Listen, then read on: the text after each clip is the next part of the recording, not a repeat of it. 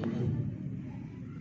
Hai orang-orang yang beriman, apabila kalian saling berhutang atau apabila kalian hendak berhutang dengan sebuah hutang ila ajalin musamma, sampai waktu tertentu, faktubuh, maka tuliskanlah. Berarti ayat ini bercerita tentang hutang piutang, ya, tentang cara atau tata cara, tentang adab berhutang maupun berpiutang. Ini yang dibahas di ayat ini. Dan perintahnya kepada orang beriman, Allah Subhanahu wa taala mengatakan apabila kalian melakukan hutang dalam waktu tertentu, maka tulislah. Ini kalimat ila ajalin musamma, dalam waktu tertentu, artinya hutang yang ada tenggang waktunya. Artinya kalau seandainya hutang dalam waktu itu juga hutang di tempat dan dibayar di tempat, berarti ini tidak termasuk perintah untuk menulis di sini. Artinya contohnya apalah, kita hutang sebentar kemudian langsung dibayar di tempat itu juga, ini tidak perlu termasuk yang diperintahkan untuk menulis. Tetapi perintah menulis itu adalah yang ada tenggang waktunya, baik itu 1 pekan atau 1 bulan atau 1 tahun atau waktu-waktu tertentu yang kita sepakati antara yang berhutang dengan yang berhutang. Apa perintahnya di sini? Faktubuh, maka tutuplah, maka tulislah. Faktubuh, maka tuliskanlah. Di dalam Al-Quran atau setiap nas, yang nas itu baik Al-Quran maupun hadis Nabi SAW, setiap perintah dalam kaidah usul fikih dikatakan setiap perintah itu berfungsi untuk menunjukkan hukumnya adalah wajib. Setiap larangan berfungsi menunjukkan hukumnya adalah haram untuk dikerjakan, selama tidak ada perintah lain atau ada qarinah lain yang menunjukkan hukum itu tidak wajib atau hukum itu tidak haram. Kalau ayat ini perintahnya adalah menulis, faktubuhu, kalau seandainya tidak ada qarinah ayat lain atau hadis yang mengatakan bahwa menulis itu tidak wajib, maka hukum asalnya dari menulis ketika berhutang piutang itu adalah hukumnya wajib. Adakah ayat yang lain atau nas yang lain mengatakan itu tidak wajib? Kalau kita di dalam Quran, alhamdulillah ada, yaitu satu ayat setelah ayat ini yang insya Allah nanti kita bacakan. Bunyinya adalah fa in amina ba'dukum ba'dan falyu'addi alladhi tumina amanatahu wa liyattaqillaha rabbahu wa la taqtumu asy-syahadah wa may yaktumha fa innahu athimun qalbuhu wallahu bima ta'maluna alim. Dalam ayat 283, artinya satu ayat di setelah ayat yang panjang tadi, Allah Subhanahu wa taala mengatakan kalau kalian saling percaya, maka tunaikanlah kepercayaan itu, jaga kepercayaan itu dengan baik.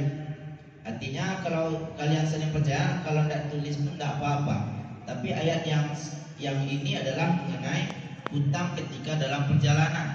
Mungkin mencari syahid susah, mencari saksi susah, atau mencari alat-alat untuk menulisnya agak kerepotan, maka bisa saja berhutang pada waktu itu tanpa ditulis, kemudian berdasarkan atas kepercayaan.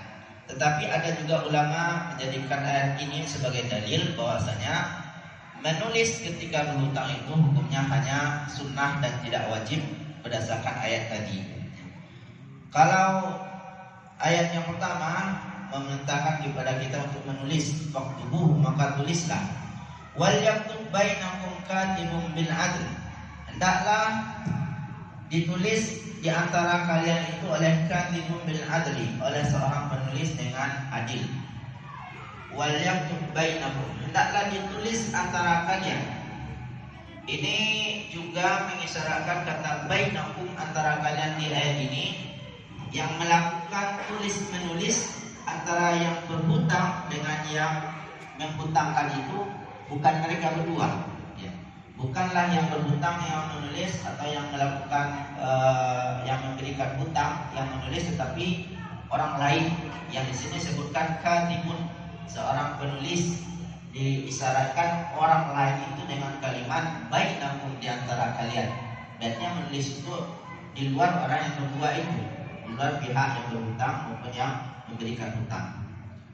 Dan di zaman kita katibun penulis itu hampir sama seperti notaris. Dan itu pekerjaan notaris, menulis setiap akad yang penting yang sudah diberi lisensi, sudah diberi legalitas oleh negara. Kalau di dalam Islam memang itu yang diperintahkan, ada hendaknya notaris yang mencatat segala bentuk akad hutang piutang antara muslim satu dengan muslim yang lainnya. Berarti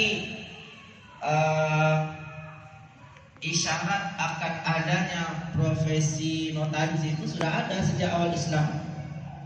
Kalau seandainya perintah ini kita pahami, ini dikeluarkan oleh Allah Subhanahu wa taala. Ayat ini diturunkan kepada Rasulullah SAW hampir 1500 tahun dulu. Ya, sebab ketika ayat ini turun di awal Islam hampir 1500 tahun dulu. Itu sudah ada perintah untuk saling menulis ketika dalam melakukan hutang piutang. Yang namanya kita sebutkan yang menulis itu sekarang ada notaris, dikerenkan nama dengan nama notaris. Berarti Islam itu sudah luar biasa sejak dari awal. Kalau kita bayangkan bagaimana masyarakat Indonesia ini di tahun 1500 tahun dulu, Allahu a'lam bagaimana bentuk kemajuan budaya kita pada waktu itu, entah sudah berbudaya entah belum. Majapahit berapa lamanya kalau sampai 1000 tahun yang dulu lebih, 1500 tahun dulu ada kerajaan Majapahit di Indonesia, tak sampai kan? Berarti belum lahir Majapahit atau kerajaan-kerajaan kuno di Indonesia ini sudah diatur sedemikian rupa cara bermuamalah yang baik oleh Allah Subhanahu wa taala. Dan ini diterapkan oleh umat muslim, di antaranya sahabat dan semua muslim yang ada pada waktu itu. Hendaklah ditulis oleh seorang notaris dengan cara yang adil.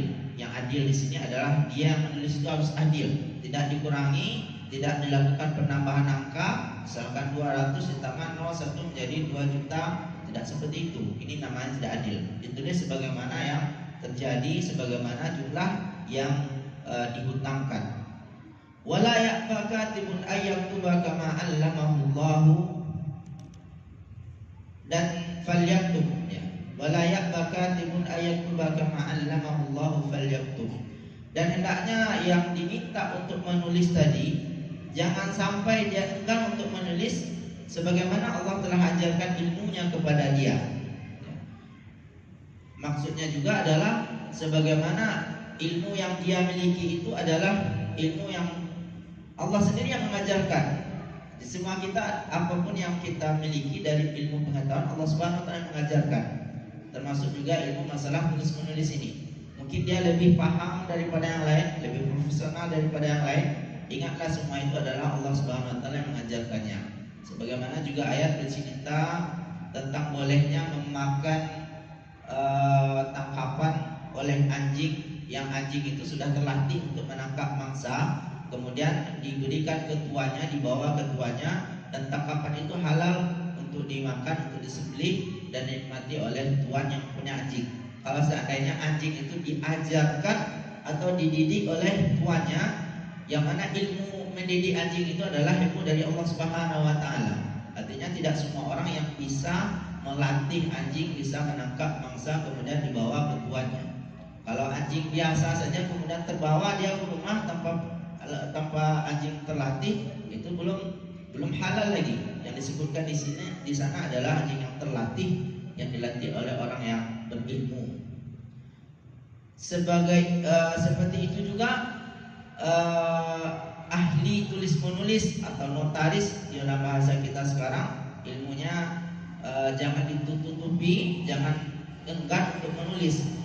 Bahkan ulama mengatakan kalau berdasarkan ayat ini, berarti siapa saja diminta untuk menulis hukumnya wajib. Ada ketika melakukan hutang-hutang, ada muslim yang datang ke sana dituduh untuk menulis, kamu tulis ya, kami lakukan hutang-hutang, maka dia wajib untuk menerima permintaan tersebut. Akan tetapi kalau kita lanjutkan ayatnya sampai ke bawah, ternyata ada yang menaksih hukum wajibnya menjadi tidak wajib. Di antaranya firman Allah Subhanahu wa taala masih di ayat yang sama, wala yudhara katibu wala syahid. Jangan sampai memaksa, jangan sampai mencelakai penulis maupun yang menyaksikan hutang-hutang tersebut. Salah satu bentuk memudaratkan adalah memaksa dia nak mau menulis kemudian paksa juga untuk menulis. Ini juga bentuk memudaratkan. Berarti terhapuslah kewajiban setiap orang yang diminta untuk menulis. Artinya hukumnya boleh dia menerima, boleh dia menolak. Bahkan sepakat ulama, jumhur ulama bahwasanya yang menulis ini atau notaris di bahasa kita sekarang ini boleh mengambil ujrah, boleh mengambil upah dari pekerjaannya.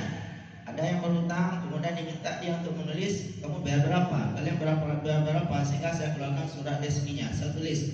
Boleh dia lakukan kesepakatan dengan yang melakukan hutang-hutang untuk menyepakati harganya berapa. Ini dibolehkan, sehingga kalau sudah ada pembolehan kesepakatan dalam bentuk harga, tentu kalau menawar harga bisa jadi setuju, bisa jadi tidak setuju. Dia minta harga tinggi, rupanya yang berhutang setinggi itu tidak maulah kami. Atau seandainya dia yang berhutang minta harga rendah, yang menulis tidak mau dengan harga rendah, akhirnya tidak sepakat, berarti kan bisa saja dia menolak. Untuk itu yang diminta untuk menulis juga tidak wajib pula hukumnya untuk harus menulis sebagaimana diminta oleh kedua yang berhutang maupun yang memberikan hutang. Akan tetapi kalau dia bersedia itu lebih baik, ya kan. Ketika diperintahkan kemudian hukumnya tidak wajib, tidak otomatis hukumnya menjadi hilang gitu. Ya, dari wajib, kalau tidak wajib di bawah wajib apa? Sunnah. Berarti kalau tidak wajib hukumnya kembali turun ke derajat yang kedua, hukumnya adalah sunnah. Jatuh wajibnya tinggal yang baiknya, yaitu yang sunnahnya atau yang hasannya. Kemudian wal yattaqillaha rabbahu falyumlil ladzi 'alaihil haqqu wal yumlil ladzi 'alaihil haqqu. Dan hendaklah ketika mau ditulis itu wal yumlili, dan yang mendiktekan atau didiktekan oleh 'alaihil haqqu, oleh yang mempunyai kewajiban. Siapa yang punya kewajiban? Kalau kita melakukan hutang-hutang, A berhutang kepada B, yang wajib mana? Bisa Bapak paham pertanyaannya? A berhutang ke B. Dalam ketika melakukan hutang-hutang ini, mana yang mendapatkan hukum wajib? A kah atau B kah? Ada yang bisa menjawab Bapak hadirin? Ini belum dapat hadiah, tak apa-apa. A berhutang ke B. Yang akan mendapatkan hukum wajib siapa? A atau B? B. Berarti B wajib menghutangkan kepada A, begitu? Membayarnya. A berhutang ke B, yang membayar siapa? A yang membayar kan? Yang berhutang. A berhutang kepada B. Berarti yang wajib itu adalah A, karena dia yang berhutang, dia yang wajib membayar hutang. Yang memberikan hutang wajib tidak kan? Bisa paham Bapak? Berarti yang wajib adalah A tadi. Dan hubungan dengan ayat ini, wal yumlil ladzi 'alaihil haqqu, yang mendiktekan itu adalah yang wajib. Berarti yang wajib adalah A kan, yang berhutang. Berarti yang mendiktekan apa yang akan ditulis oleh notaris itu adalah yang berhutang. Saya, tolong tulis, saya telah berhutang 50 juta yang akan saya kepada saya telah berhutang 50 juta sebagai pihak pertama kepada si B, yang selanjutnya disebut dengan pihak kedua, dalam jangka waktu 50 bulan yang akan dibayar tunai setelah 50 bulan. Yang mendiktekan itu adalah yang berhutang ya.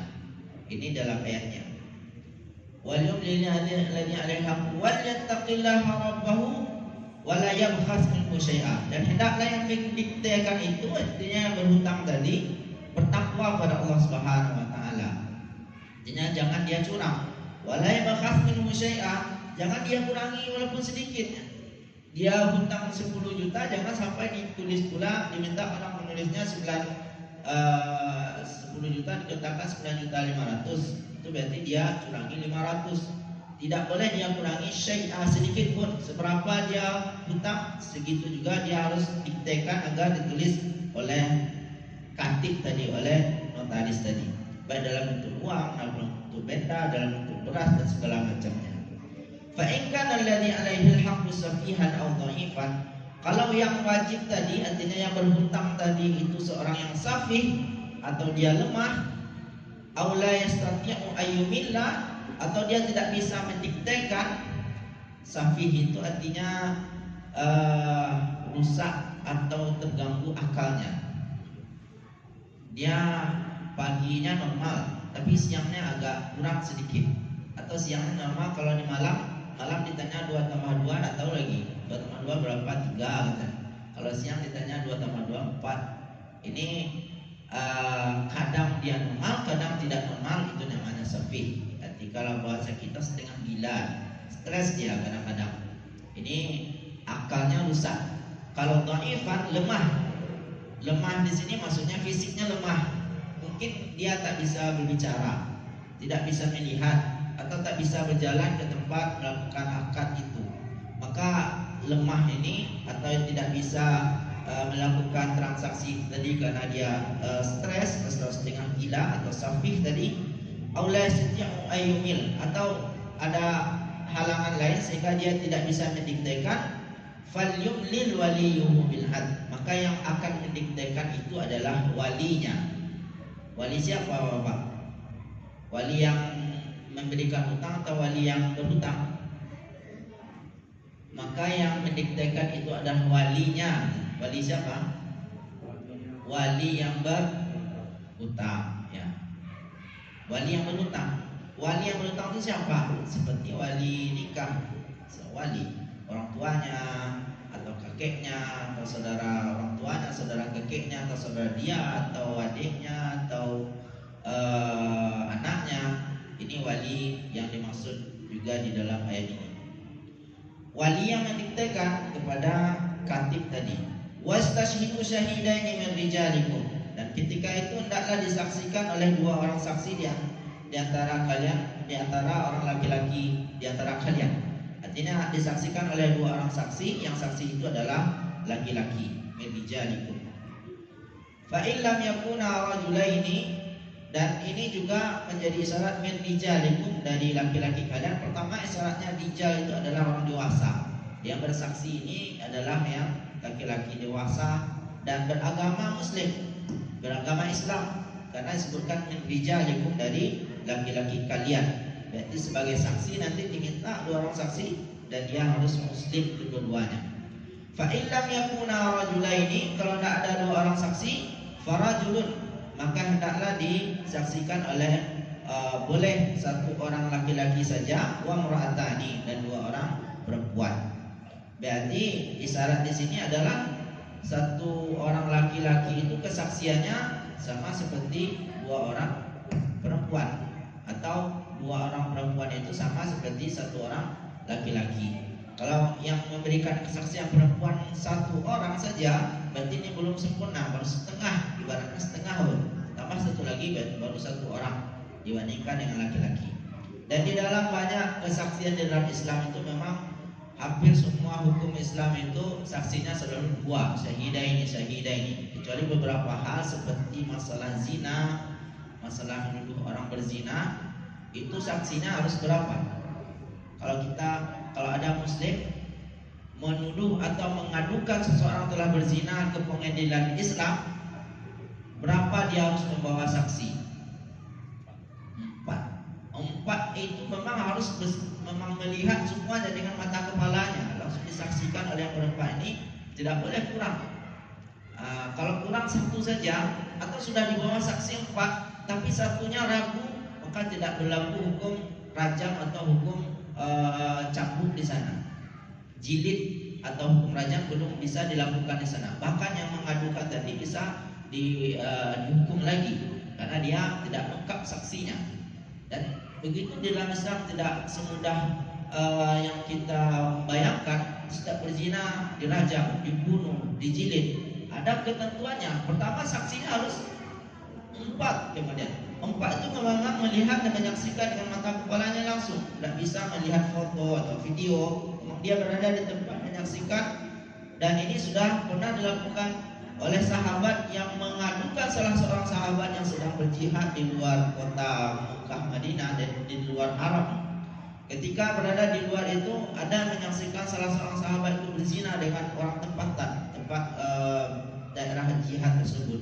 Kemudian dikadukan ke Madinah dengan mendatangkan 4 orang saksi, dan kepada salah seorang 4 orang saksi itu Umar mengatakan, itu di zaman Umar bin Khattab, Umar mengatakan lepaskan saudara, diisyaratkan kepada saksi itu bebaskan atau ringankan saudaramu. Artinya kalau 4 ini benar-benar menyaksikan, saya sudah menyaksikan mata kepala saya sendiri, ini sahabat ini bisa dirajam, bisa dibunuh. Tapi kalau salah satunya mendengar isyarat itu, dia bersaksi, saya menyaksikan, tetapi saya ragu itu. Ragu apakah dia yang melakukan atau tidak. Karena kata-kata ragu atau kata-kata persaksian itu tidak kuat, salah seorang dari yang 4 ini akhirnya tidak diterima laporannya bahwasanya sahabat yang tadi sudah melakukan zina. Artinya tidak diterapkan kepada dia hukum had zina seperti rajam di dalam Islam. Karena salah satu dari 4 orang saksi tidak sempurna persaksiannya, dia masih ragu, masih tidak yakin bahwasanya itu yang melakukannya. Karena gelap, karena malam pada waktu itu saya tidak begitu melihat, samar-samar katanya, sehingga tidak diterima. Itu dalam masalah zina. Sedangkan dalam masalah yang lainnya, termasuk dalam masalah hutang piutang ini, saksinya hanya 2 orang laki-laki saja. Kalau tidak ada 2 laki-laki, boleh 1 laki-laki dan 2 orang perempuan. Artinya dalam kesaksian dalam Islam itu laki-laki atau seorang laki-laki itu sebanding dengan 2 orang perempuan, atau 2 orang. Kalau perempuan mau jadi saksi, maka harus didatangkan 2 orang sama dengan 1 laki-laki. Kalau tidak ada laki-laki sama sekali, maka siapa? Yang adanya perempuan, maka perempuan bisa jadi saksi, tetapi jumlahnya tentu 2 kali laki-laki. Kalau disaksikan oleh 2 orang laki-laki seharusnya, maka ketika tidak ada 2 orang laki-laki ini digantikan oleh 4 orang perempuan. Begitulah dalam syariat Islam itu, dan Allah Subhanahu wa taala mengatakan di sini, kenapa harus 2 orang perempuan? Antadilla ihdahuma fatudzakkira ihdahuma al-ukhra. Karena kalau perempuan itu salah satunya lupa, sesat atau ragu dia, maka akan diingatkan oleh perempuan yang satu lagi. Ini isyarat ibu-ibu itu memang suka ragu, suka lupa gitu. Lihat saja kalau ibu-ibu lagi bawa motor kan, mau belok kanan, saya kiri kan. Kalau belok kiri, saya kanan. Sekarang dihidupkan kedua-dua, ada motor dua-dua, bisa keduanya saya kemana-mana hidup keduanya. Itu semua hampir semua ibu-ibu seperti itu. Entah kenapa, hampir setiap hari kita jalan kelihatan seperti itu ibu-ibu. Cuek aja dia kan. Mungkin karena banyak pikirkan bapaknya, suaminya, pikirkan anaknya, sehingga ragu-ragu seperti itu. Tapi itu sudah keturunan yang Allah berikan kepada perempuan. Maka sebaiknya kalau memilih pemimpin itu sebaiknya laki-laki, mulai dari RT, RW, camat. Tapi Rumbai ini agak agak aktif ibu-ibunya. Mulai lurah ibu-ibu, kami RT ibu juga, RT ibu, lurah ibu, camat kami sekarang kan sudah berpisah pula. Camat juga ibu-ibu. Untung wali kota belum ibu-ibu lagi. Padahal ini istilah dalam Islam kalau bisa laki-laki, ar-rijalu qawwamuna 'alan nisa. Berapa menit lagi Ustaz? Dialognya? 12 menit lagi, 13 menit lagi. Kita pakai 5 menit melanjutkan.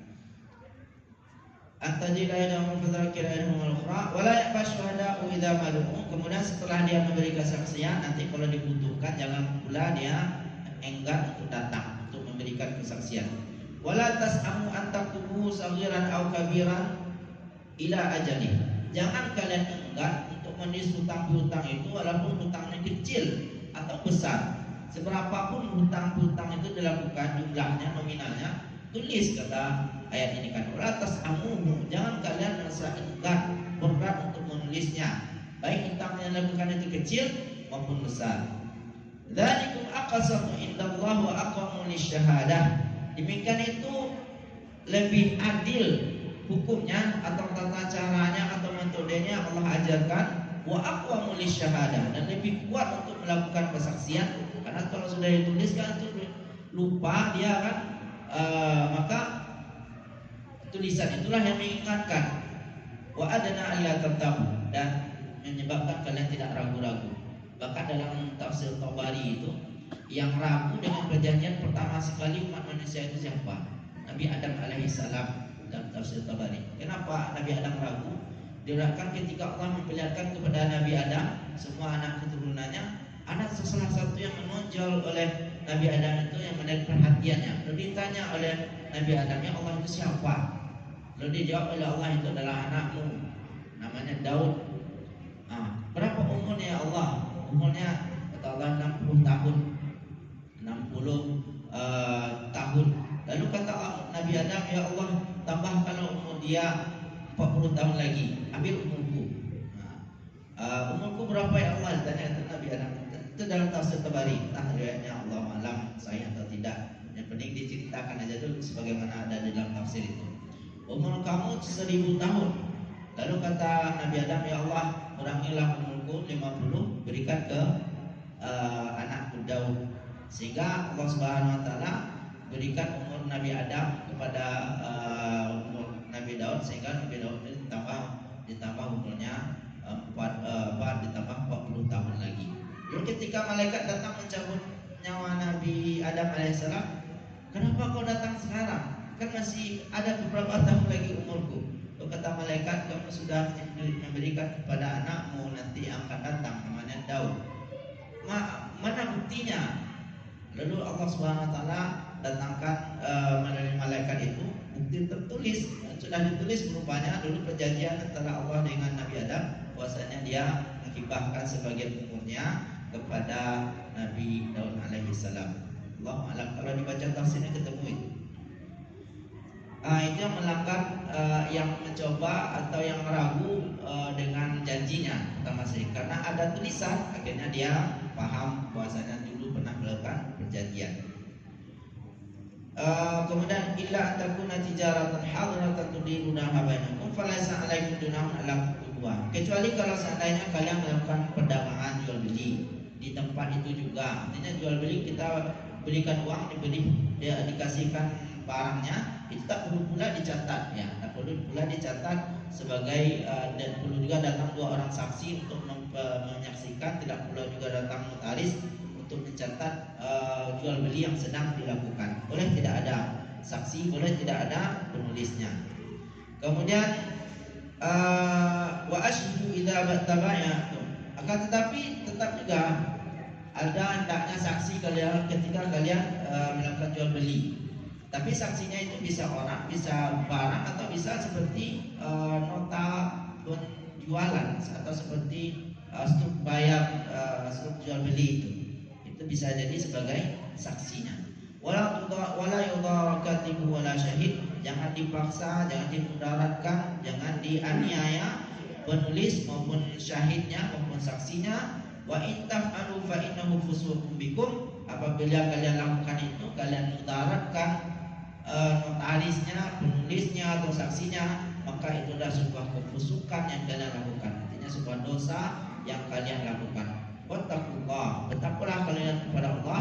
Wa yu'allimukumullah, Allah telah mengajarkan kepada kalian. Wallahu bikulli syai'in alim, dan Allah Maha terhadap segala sesuatu Maha mengetahui. Ini adalah ayat yang Allah turunkan kepada umat muslim, agar ditaati, agar kita lakukan, agar muamalah di antara sama kaum muslimin ini baik, agar hidup di dunia ini baik, kemudian juga tidak memudaratkan kepada akhirat kita. Masalah hutang-hutang ternyata tidak masalah sepele, karena masalahnya tidak hanya di dunia tapi ke akhirat. Nabi SAW sampai tidak mau mensolatkan jenazah sahabat yang masih ada hutangnya. Sampai ada seorang sahabat yang namanya Abu Qatadah yang mengatakan, ya Rasulullah, biarkan saya yang membayar hutangnya. Lalu Nabi SAW mau mensolatkan jenazah tersebut. Dan Nabi juga pernah dalam suatu waktu mengatakan,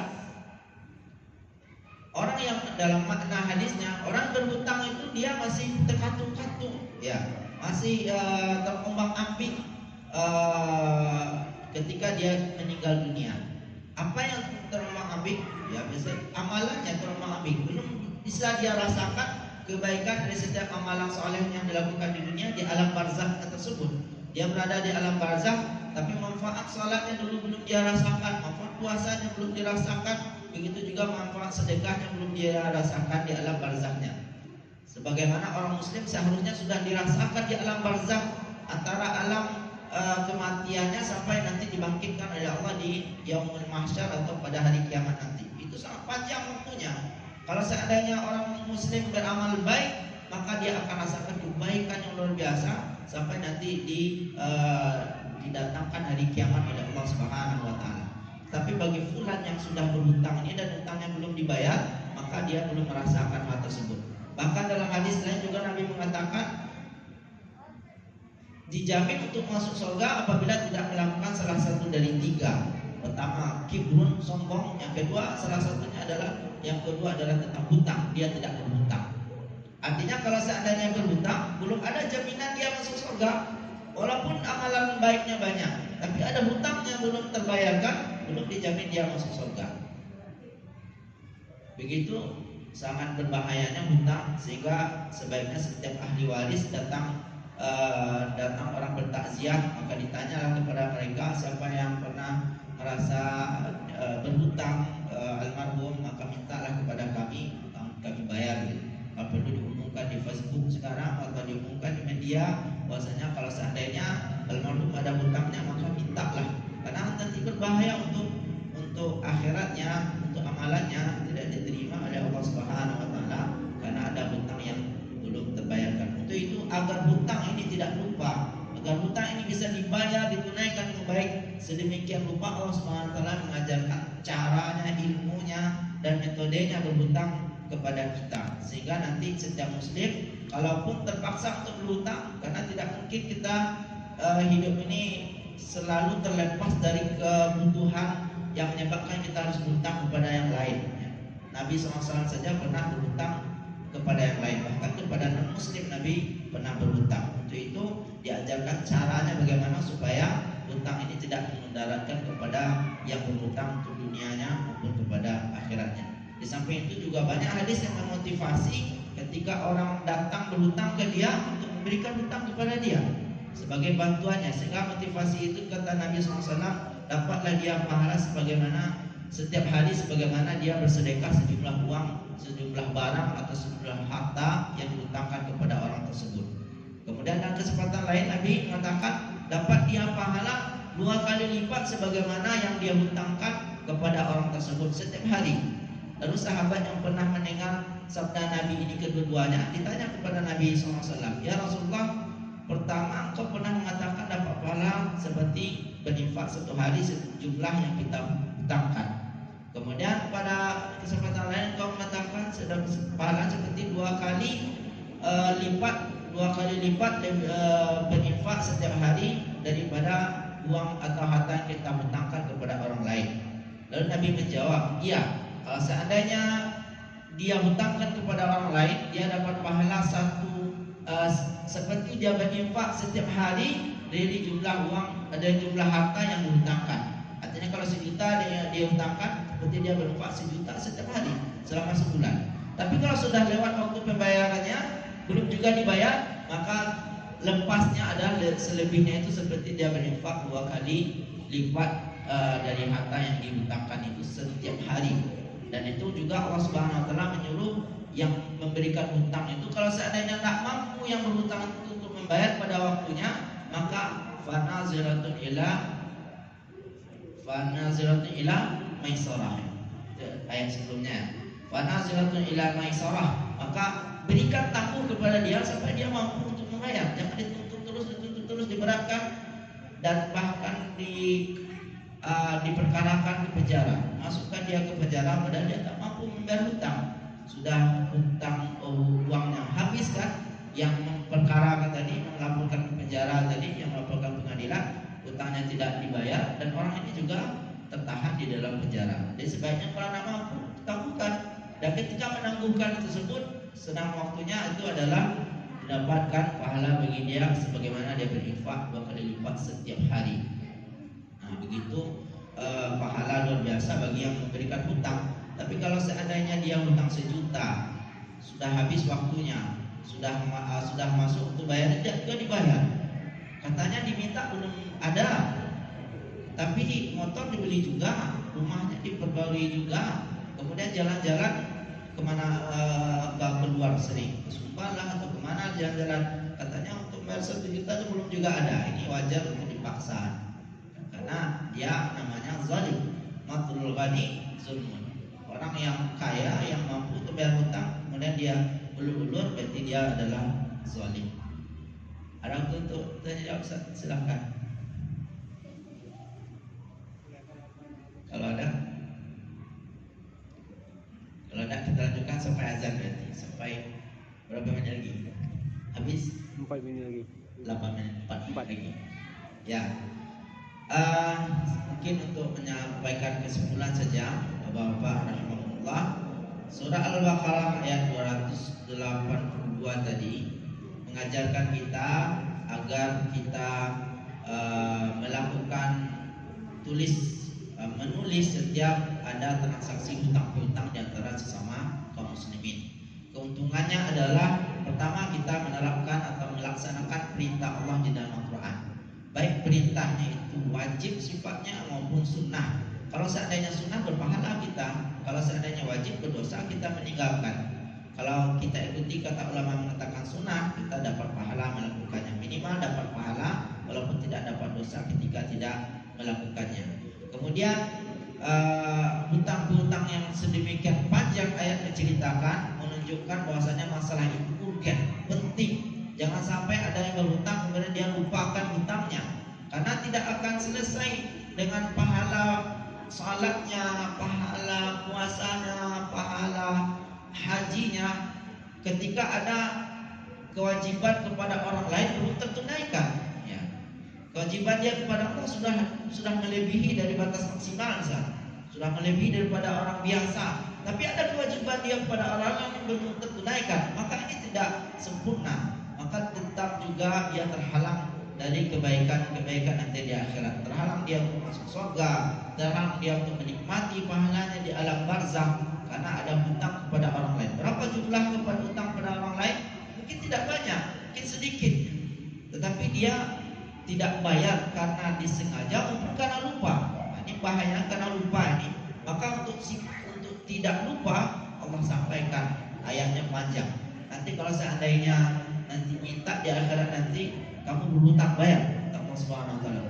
Di mana mau dicari lagi untuk membayar uang? Tidak ada. Pada waktu mau di mana dicari lagi? Saya lupa ya Allah. Kenapa kamu lupa? Kan sudah saya sebutkan di dalam ayat itu. Bisa Allah beralasan. Kalau dia beralasan, Allah bisa membela seperti itu.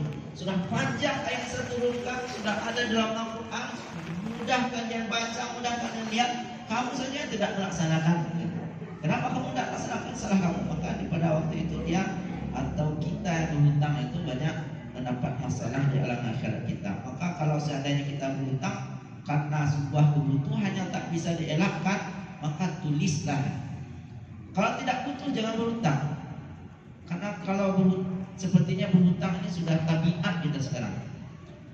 Sudah lihat SMS setiap hari, ya setiap hari.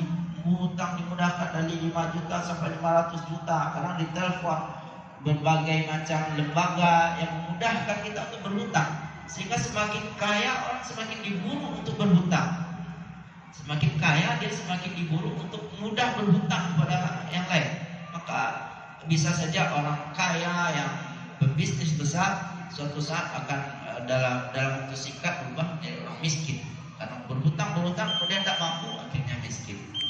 Terima kasih Bapak hadirin rahimakumullah semuanya.